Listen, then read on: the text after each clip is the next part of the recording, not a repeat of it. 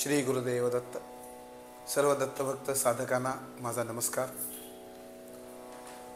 कालच्या भागामध्ये आपण असा विचार करत होतो की हे बाळ नरहरी जे आहेत, हे बाळ नरहरी आईकडे परवानगी मागतायत, आईकडे निरोप मागतायत की आम्ही तीर्थयात्रा करतो, आम्ही तपश्चर्या करतो, घरोघरी भिक्षा मागतो आणि तेच करण्याकरता आम्ही अवतार घेतलाय हे महाराज आईला सांगतायत. परंतु आईला ते सहन झालं नाही.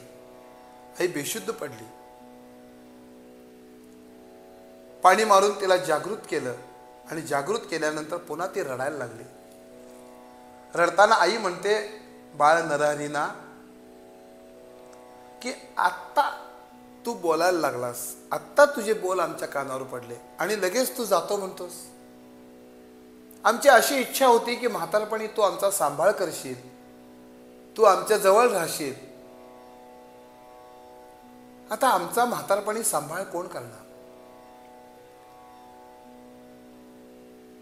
आत्ता आम्हाला असं वाटायला लागलं होतं की आम्ही एवढी ईश्वर पूजा केली, एवढे प्रदोष केले, शनिप्रदोषाचं व्रत केलं, ते व्रत आमचं फळाला आलं आणि तुझ्यासारखा पुत्र आम्हाला झाला असं आम्ही आत्ता म्हणायला लागलोय. तोपर्यंतच तू निरोप मागतोस जायला. आईचं हे बोलणं ऐकलं आणि महाराज म्हणतात की नको खेदवू अंतःकरण. आमचं जे अंतःकरण आहे त्या अंतःकरणाला दुःख देऊ नकोस. आम्हा करणे तेची रीती, तेच करण्याकरता आम्ही जन्माला आलोय. आम्ही जो अवतार घेतलाय तो अवतारच या करता आहे. तीर्थयात्रा करावी, लोकांच्यावर अनुग्रह करावा, भक्तांना मार्गदर्शन करावं, धर्माची स्थापना करावी, याकरता आमचा अवतार आहे. तू काही काळजी करू नकोस. माझ्यानंतर तुला 4 पुत्र होतील. तू काळजी करू नकोस, ते तुझा पूर्णपणे सांभाळ करतील. तुला अत्यंत सुख प्राप्त होईल. तू काही काळजी करू नकोस. या जन्मात नव्हे तर मागच्या जन्मात सुद्धा तू शंकरांची तपश्चर्या केलेली आहेस, व्रत केलेलं आहेस, शनिप्रदोषाचं व्रत केलेलं आहेस. ते तुझं कसं फुकट जाईल? आणि पूर्व जन्माचा जो वृत्तांत आहे तो वृत्तांत सगळा तिला स्मरला, म्हणजे तिच्या स्मरणात आला. त्या वृत्तांताचं ज्ञान तिला झालं आणि बाळ नरहरींच्या जागी तिला श्रीपादश्री वल्लभ दिसायला लागले. श्रीपादश्री वल्लभांचं दर्शन झाल्याबरोबर साष्टांग नमस्कार मातेनं घातला. श्रीपादश्री वल्लभांनी तिला उठवलं आणि एक गुप्त गोष्ट मी तुला सांगतो म्हणाले. हे ज्ञान झालेल्या माझ्या आई, माझी मातोश्री, मी जे तुला आता सांगणार आहे ते तू गुप्त ठेव. तू कुणाला सांगू नकोस. आम्ही संन्यासी आहोत, आम्ही यती आहोत. या संसारातून आम्ही पूर्णपणे अलिप्त आहोत. याकरता तू आता आम्हाला अडवू नकोस. मला या संपूर्ण पृथ्वीवर फिरायचं आहे, सगळ्या तीर्थांचं आचरण करायचं आहे. आम्हाला खूप मोठं कार्य धर्मस्थापनेचं या ठिकाणी आम्हाला करायचं आहे. त्या ठिकाणी आम्ही अवतार घेऊन आलेलो आहोत. आणि आपल्या आईला परोपरीनं समजावून सांगतायत महाराज. परंतु तिचं मन होत नाही महाराजांना सोडायचं. सिद्ध सांगतायत नामधारकांना, एक चित्त ऐक, लक्ष देऊन ऐक. आता माता आणि पुत्र यांच्यातला संवाद आहे. माता सांगते महाराजांना, माता काय म्हणते की धाकूटपणी तुम्ही तापसी, या लहान वयात तुम्ही तपश्चर्याला जाता. हा काय धर्म आहे का? हे धर्माविरुद्ध नाही का? आपल्या धर्मानं आपल्याला काय सांगितलंय की 4 आश्रम सांगितले. पहिला आश्रम आहे ब्रह्मचर्य, दुसरा आश्रम आहे गृहस्थ, तिसरा आश्रम आहे वानप्रस्थ आणि चौथा आश्रम आहे संन्यास. बालपणी संन्यास घ्या म्हणून धर्मशास्त्र तरी सांगते का? मग धर्माविरुद्ध आचरण होत नाही का हे? आई सांगते बाळ नरहरीना थोड्याच वेळापूर्वी श्रीपाद श्रीवल्लभांच्या रूपात दर्शन दिलेलं आहे, परंतु श्रीपाद श्रीवल्लभांचं दर्शन होऊन सुद्धा माता यांना सोडायला तयार नाही आहे. ती सांगते की तत्व काय आहे मला सांगा तुम्ही. माता विचारत्या बाळ नरहरीना की आपण काय करायला पाहिजे? तर 12 वर्षापर्यंत ब्रह्मचर्य आश्रम करायला पाहिजे. त्या ब्रह्मचर्य आश्रमामध्ये जेवढं शिक्षण घेता येईल, जेवढा वेदाभ्यास करता येईल, शास्त्रांचं अध्ययन करता येईल तेवढं आपण करायला पाहिजे. त्यानंतर मुख्य मार्ग आहे गृहस्थ. गृहस्थ आश्रमामध्ये पदार्पण करायचं आहे, विवाह करायचा आहे, चांगल्या उत्तम अशा प्रकारच्या पुत्रांना जन्माला घालायचा आहे, यज्ञ याग करायचे आहेत आणि असं करून आपला गृहस्थ आश्रम उत्तम अशा प्रकारे साध्य करावा. त्यानंतर हा जो सगळा प्रपंच आहे, हा प्रपंच सगळा आपल्या मुलांच्या ताब्यात देऊन वानप्रस्थाला जावं, म्हणजेच वनात निघून जावं. वनात गेल्यानंतर तिथं परमेश्वराचं चिंतन करावं, संन्यास आश्रमाचा अभ्यास करावा आणि त्यानंतर संन्यास आश्रमाला आपण योग्य झालो असं वाटलं की ताबडतोब संन्यास घ्यावा. आई सांगते की समस्त इंद्रिय संतुष्ट व्हावी, मनीची वासना पुरवावी, त्यानंतर तपासी जावे, त्यानंतर संन्यास सांगितलाय. बालपणी संन्यास हे धर्मालाच मान्य नाही आहे. आई सांगते दोघांचा संवाद फार ऐकण्यासारखा आहे, फार वाचण्यासारखा आहे. गुरुचरित्रकारांनी सुंदर वर्णन केले. मूळ गुरुचरित्र जर आपण वाचलं तर आपल्या लक्षात येईल की माझ्या ज्ञानाची मर्यादा आहे, त्या मर्यादेपर्यंतच मी सांगू शकतो. परंतु प्रत्यक्ष जर तुम्ही ओव्या वाचल्या तर तुम्हाला असं कळेल की या नामधारकांची आणि सिद्धांची आपल्याला सांगण्याची किती तळमळ आहे. आई सांगते की धर्म काय आहे. आणि आईचं हे बोलणं झाल्याबरोबर आता श्रीगुरूंनी बोलायला सुरुवात केली. श्रीगुरू सांगत ही तत्वज्ञान, श्रीगुरू तत्वज्ञान सांगतात. आणि हे जे तत्वज्ञान आहे हे तत्वज्ञान खूप ऐकण्यासारखं आणि खूप वाचनासारखं, त्याचा खूप आपल्या जीवनामध्ये आपण चिंतन करायला पाहिजे असा विषय श्री गुरूंनी आईला सांगितला. आणि हा जो उपदेश आहे हा उपदेश आपण या 12व्या अध्यायामध्ये बघणार आहोत.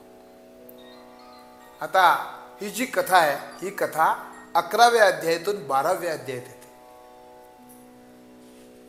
सिद्ध सांगतात नामधारकांना, आता जे श्रीगुरु तत्वज्ञान सांगणार आहेत हे तत्वज्ञान तू शांत चित्तानं ऐक, मी तुला सगळं सांगतो. महाराज म्हणतात आईला, आम्हाला हे तू सांगतेस, परंतु हे सांगणं तुझं कितपत सत्य आहे? कारण हे शरीर अनित्य आहे.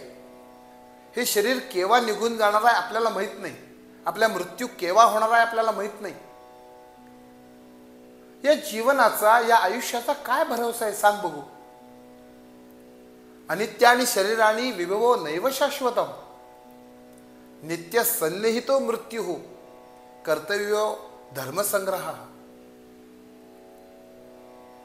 अनित्य आणि शरीराणी, हे शरीर अनित्य आहे, हे नाशवंत आहे, नष्ट होणार आहे,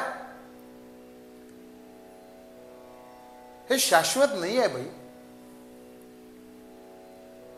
नित्य सन्निहितो मृत्यू, हा मृत्यू जो आहे हा मृत्यू शरीराजवळ सहवासात आहे, कायम आहे, बरोबर आहे. तो केव्हा या शरीराला घेऊन निघून जाईल आपल्याला सांगता येणार नाही.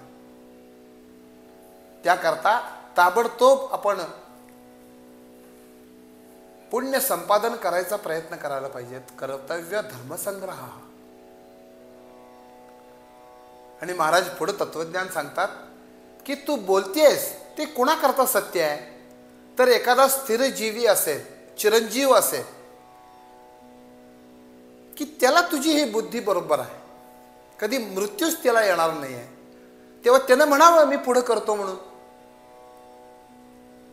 परंतु हा देह जो आहे हा देह अनित्य आहे. त्याचप्रमाणे वैभव जे आहे, सुख जे आहे, संपत्ती जी आहे, ही सुख संपत्ती वैभव हे सगळं नष्ट होणार आहे. पुढे कवना भरवसा वर्णन करतात. मी पुढं करतो असं जर म्हणून मी जर काळ घालवला तर हे शरीर मला पुढे मिळणार आहे की नाही हे माहीतच नाही आहे. गुरुचरित्रकारांनी जे वर्णन केले तेच वर्णन भगवद्गीतेमध्ये देवाने अर्जुनाला सांगितलंय. जातसे ध्रुव मृत्युर ध्रुवम जन्म मृतस्य च तस्मात् अपरिहार्यर्थे नत्वम शोचितुमर्हसि. जातसे ध्रुव मृत्यू, जो जन्माला आलाय तो निश्चित मरणार आहे आणि जो मरणार आहे तो निश्चित जन्माला येणार आहे. हे जन्म मृत्यूचं हे जे रहाट गाडगा आहे हे चालू आहे.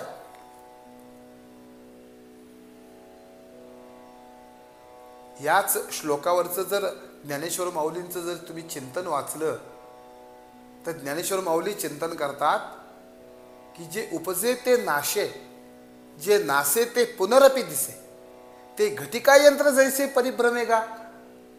जसं घटिका यंत्र असतं त्याप्रमाणे हे भ्रमण सतत जीवाचं चालू आहे. महाराज तेच तत्वज्ञान गुरुचरित्रामध्ये आपल्या आईला सांगताय.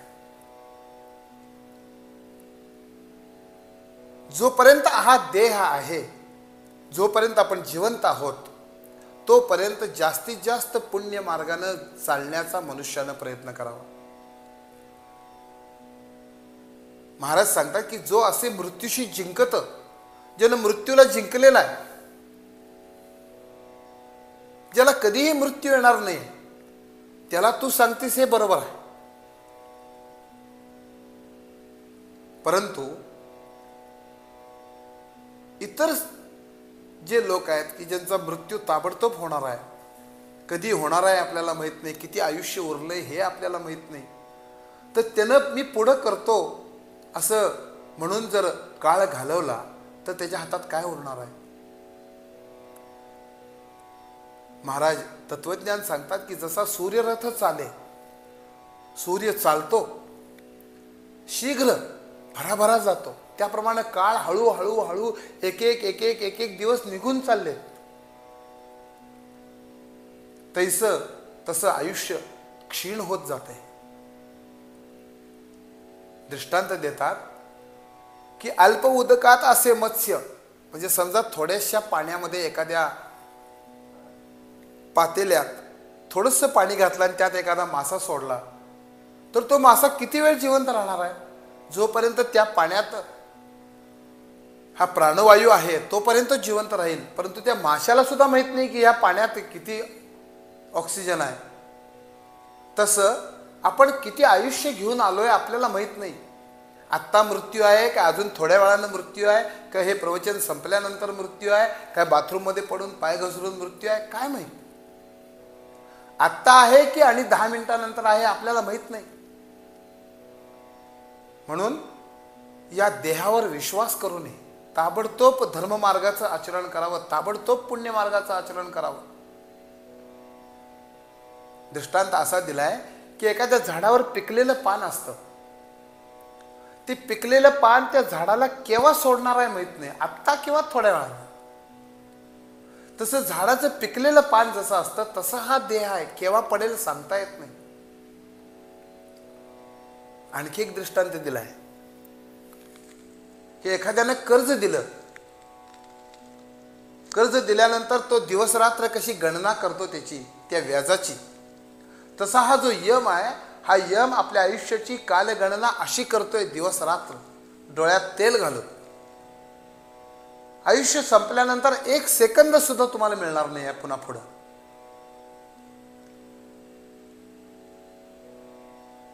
आणखी एक दृष्टांत सांगतात की नदी आपलं सगळं पाणी घेऊन समुद्राकडे जाते, परंतु समुद्रात गेल्यानंतर पुन्हा परत येऊ शकते का. समुद्रात गेल्यानंतर ते पाणी उलटं आलं असं कधी होत नाही. उलटं पाणी उगमस्थानाकडे चाललंय असं आपल्याला कधी दिसतं का. तसं आयुष्यात एकदा गेलेला जो दिवस असतो तो पुन्हा फिरून परत येत नाही. आजचा दिवस गेला की गेला आयुष्यातला दिवस फुकट.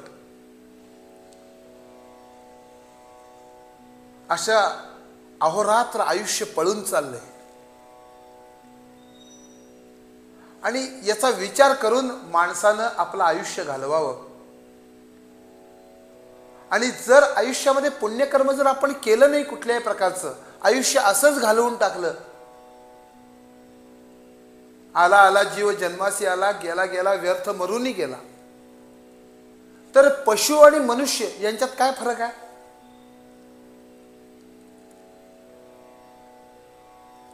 ज्यानं एक दिवस जरी आयुष्यातला पुण्य न करता फुकट घालवला, त्याला यमाला करुणा येणार नाही. यम त्याच्याकडं बघणार नाही, यमाला दया येणार नाही. याकरता आईला सांगतात की पुण्य तात्काळ करा.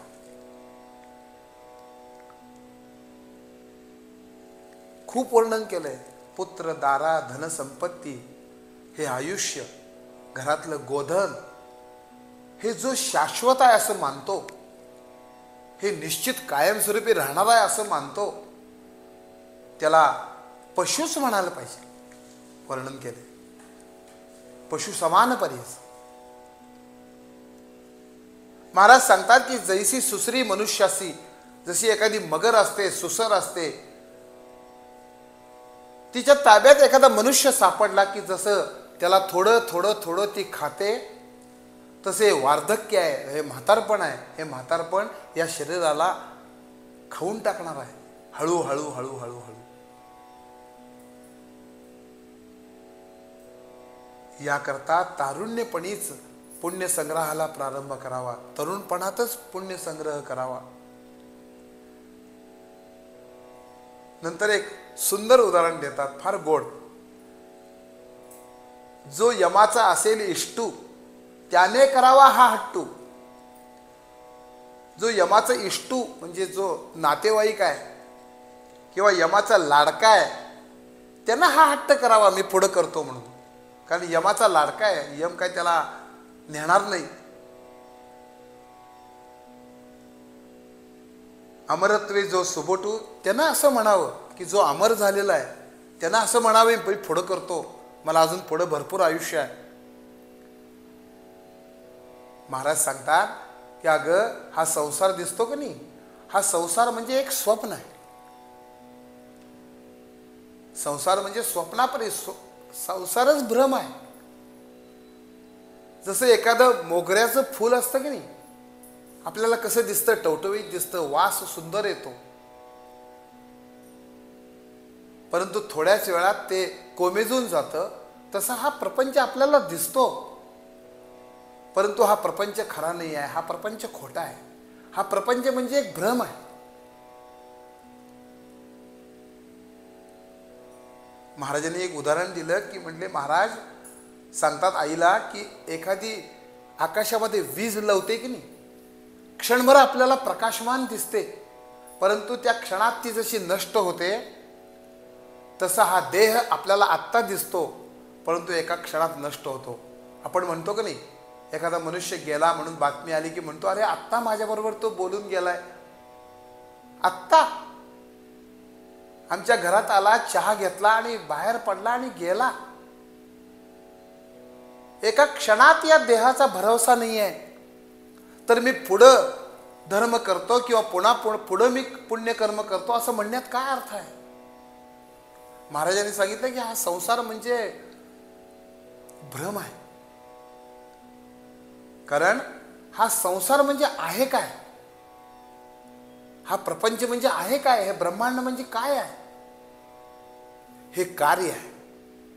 या कार्याचं कारण काय आहे, तर कारण परमात्मा आहे. जसं एखाद्या अंधाऱ्या खोलीमध्ये रज्जू पडलेला असतो, म्हणजे दोरी पडलेली असती, परंतु ती दोरी न भासता आपल्याला सर्प भासतो. वस्तुतः दोरी हे कारण आहे, त्या कारणावर सर्प हे हा भ्रम आहे. तसं हे जगत जे आहे, हे जगत सगळं भ्रम आहे. ह्याचं जे कारण आहे तो कारण परमात्मा आहे. महाराज तत्वज्ञान सांगतायत. आईनं ते सगळं ऐकलं. ते सगळं ऐकल्यानंतर तिला ज्ञान आलं, परंतु ज्ञान येऊन सुद्धा ती नमस्कार करते, वारंवार महाराजांना आलिंगन देते, परंतु सोडायचं तिला मन होईना, महाराजांना निरोप द्यायचं मन होईना. जसं एखाद्याला निधान म्हणजे एखादा ठेवा सापडला, तो ठेवा तो दुसऱ्याला देऊन टाकेल का? किंवा एखादं जनावर असतं अतिशय भुकेच दिलं, त्याला जर हिरवागार चारा दिसला तर ते चारा सोडून त्याचं यायला मन होईल काय? तसं महाराजांना सोडायचं तिला मन होईना. इतकं तत्वज्ञान सांगून सुद्धा, इतकं ज्ञान देऊन सुद्धा, श्रीपाद श्रीवल्लभांनी स्वतःचं स्वरूप तिला दाखवून सुद्धा महाराजांना सोडावं असं तिला वाटलं. अतिशय दुःख तिला झालं. मग म्हणते की तुम्ही जे तत्वज्ञान सांगितले ते तत्वज्ञान अगदी बरोबर आहे, परंतु मी तुम्हाला निरोप देणार नाही. तुमचं जे बोलणं आहे ते तुम्ही सत्य करा. ज्यावेळी मला पुत्र होईल त्यावेळी मी तुम्हाला निरोप देईन. तू आमचा पुत्र नाही आहेस. माता सांगते की तू आमचा पुत्र नाही आहेस तर तू आमचं कुळदैवत आहेस. मी तुझी पूजा करीन. मला एक पुत्र होऊ दे आणि तो पुत्र झाला की मग मी तुला निरोप देईन. आणि आईचं वचन ऐकलं आणि महाराज हसायला लागले. महाराज म्हटले, तू काय काळजी करू नकोस, तुला सुंदर पुत्र होईल, परंतु एक लक्षात ठेव, तू आत्ता मला सांगितलंयस की पुत्र झाला की मी तुला ताबडतोब निरोप देते. तू सांगितलेस की नाही मला, त्याप्रमाणे तू मला निरोप द्यायला पाहिजेस. त्यावेळी मात्र मागं सरकू नकोस. तुझे जे वाक्य आहे हे वाक्य तू लक्षात ठेव. तुला 2 पुत्र होते आणि 2 पुत्र झाल्यानंतर तू अतिशय आनंदानं मला तू निरोप दे. मी तुझ्याजवळ राहतो 1 वर्षापर्यंत आणि तुझी सगळी वासना आहे ती वासना तुझी मी पुरवतो. सगळ्यांनाच आनंदी आनंद झाला. आणि अशी तजवीज महाराजांनी केली, अशी व्यवस्था केली आणि महाराज आईच्या घरी राहिलेले आहेत. आता काय झालंय बघा त्या घरात. 8 वर्षाचे ब्रह्मचारी ताबडतोब मुंज झाल्याबरोबर ताबडतोब 4 वेद ज्यांना पाठ आहेत, 6 शास्त्र पाठ आहेत, त्यांच्या घरी आता वेद शिकायला लोक यायला लागले. शास्त्री पंडित शास्त्र शिकायला यायला लागले, कोणी न्याय शिकायला यायला लागला, कोणी वेद शिकायला यायला लागली मुलं. आणि महाराज सगळ्यांना शिकवायला लागले. सगळीकडे आनंदी आनंद झालेला. आणि ही आई काय करायची, रोज नित्य या पुत्राची म्हणजे महाराजांची ती पूजा करायची. हाच आमचा कुलदेव आहे असे समजून या कुलदेवतेची जशी आपण आराधना करतो तशी आराधना तिने या बटूची म्हणजेच बाळ नरहरींची सुरू केली. आणि एवढा मोठा ठेवा ज्यांना प्राप्त झाला त्यांचा आनंद काय वर्णन करावा.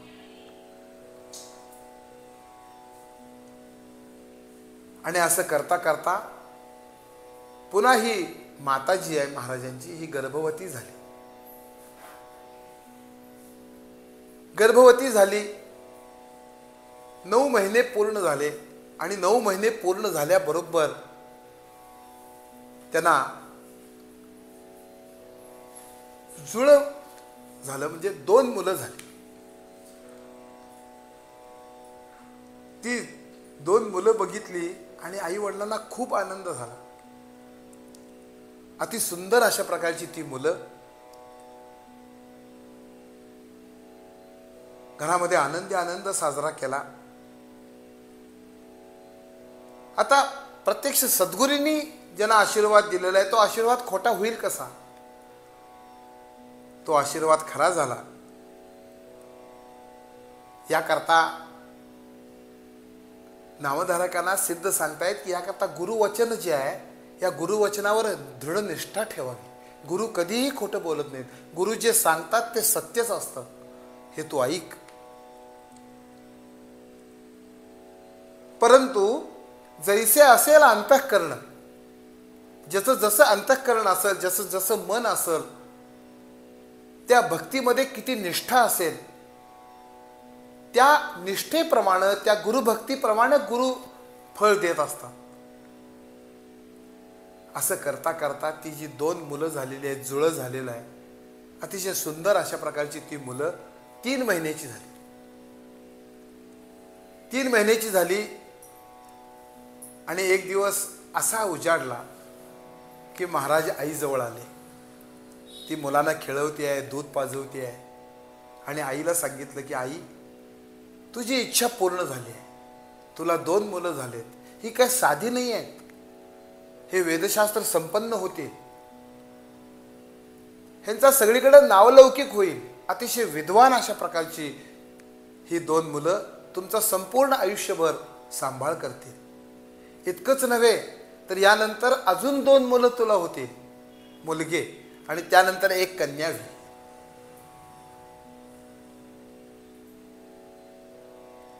आता तरी तू आम्हाला निरोप दे. तुम्ही अतिशय संतोषानं असाल, आनंदात असाल, घरामध्ये सगळी सुख शांती असेल, तुम्ही काहीही काळजी करू नका. या आई वडिलांनी बाळ नरहरींच्या चरणावर मस्तक ठेवलं. ते म्हणतायत की तू अवतारी आहेस, अवतारी पुरुष आहेस. श्रीपादर्शी वल्लभांनीच नृसिंह सरस्वतींच्या रूपानं अवतार धारण केलाय, आम्हाला दिसतंय. आम्हाला तुझं स्वरूप कळलं नाही, तुझं महिमान आम्हाला कळलं नाही. या मायेनं मोहित होऊन आम्ही तुला मुलगा म्हणालो, आम्ही तुला पुत्र म्हणालो. कधीतरी निष्ठुर बोललो असेल, या सगळ्या गोष्टीचा तुम्ही आम्हाला क्षमा करा. तू कधीतरी रडला असशील, भुकेनं कळवळला असशील, परंतु मी कधी तुझ्याकडे लक्ष दिलं नसेल, असं कधी घडलं असेल. कधीतरी कंटाळून तुला मी कुशीत घेतलं नसेल, तर त्याची तू आम्हाला क्षमा कर. तू आमच्या संपूर्ण वंशाला तारण्याकरता, वंशावर कृपा करण्याकरता तू अवतार घेतलेला आहेस. मी आयुष्यभर प्रदोषाची पूजा केली, शनी प्रदोषाचं व्रत केलं, शंकरांची आराधना केली, म्हणून तू अवतार माझ्या पोटी अवतार घेतलेला आहेस. आता इथून पुढं आमचं काय होणार आहे हे आम्हाला तू सांग. या इहलोकामध्ये सौख्य पाहून परलोक आमचा कसा चांगला होईल याकरता तू आम्हाला उपदेश कर.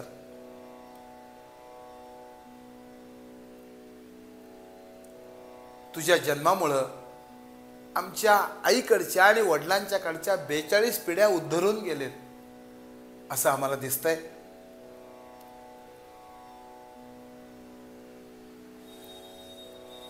ज्या ज्या वेळी माझं तुम्ही स्मरण कराल त्या त्यावेळी मी तुम्हाला दर्शन देईन, महाराजांनी वचन दिले. तुम्हाला अजून 2 मुलं होतील, त्यानंतर एक कन्या होईल. जन्मोजन्मी तुम्ही अशा प्रकारे शंकरांची उपासना केलेली आहे, ती उपासना तुमची फळाला आलेली आहे. देहांती परलोक तुम्हाला प्राप्त होईल, उत्तम अशा प्रकारचा लोक, माझं पद तुम्हाला प्राप्त होईल. तुम्ही अजिबात काळजी करू नका. तेव्हा आईने विचारलं की बाळा, आता तू निघालास, पुन्हा दर्शन तू आम्हाला कधी देणार? तुझं दर्शन आम्हाला कसं घडेल? कारण तू म्हणतोस की या संपूर्ण पृथ्वीवर मी फिरणार आहे, तीर्थाटन करणार आहे, लोकांच्यावर अनुग्रह करणार आहे, धर्माची स्थापना करणार आहे. हे सगळं करण्याकरता तू गेलास तर तू पुन्हा आम्हाला दर्शन कधी देणार? तर महाराजांनी सांगितलं की आई, तू काही काळजी करू नकोस. ज्या ज्या वेळी माझं तू स्मरण करशील त्यावेळी मी तुला दर्शन देईन. परंतु या देहानं जर दर्शन म्हटलीस तर 30 वर्षानंतर आम्ही पुन्हा कारंजाला येऊ आणि त्यावेळी आमचं तुम्हाला दर्शन होईल. आईनं आनंदानं परवानगी दिली, निरोप दिला आणि आई वडील ह्यांच्याबरोबर त्यांना सोडण्याकरता म्हणून निघाले. संपूर्ण प्रजाजन बरोबर आहेत, सगळे निघाले. लोक बोलायला लागले. काय म्हटले? आई वडील आहेत बघा म्हटले. 8 वर्षाचा मुलगा संन्यास घेण्याकरता निघाला आणि आनंदाने त्यांना परवानगी द्यायला लागलेत. काय म्हटले आई वडील हे? काही असं म्हणा लागले की किती भाग्यवान आई वडील आहेत, असा पुण्यवंत अवतारी पुरुष ज्यांच्या पोटी जन्माला आला ते आई वडील काय असतील, असंही काही लोक म्हणा लागले.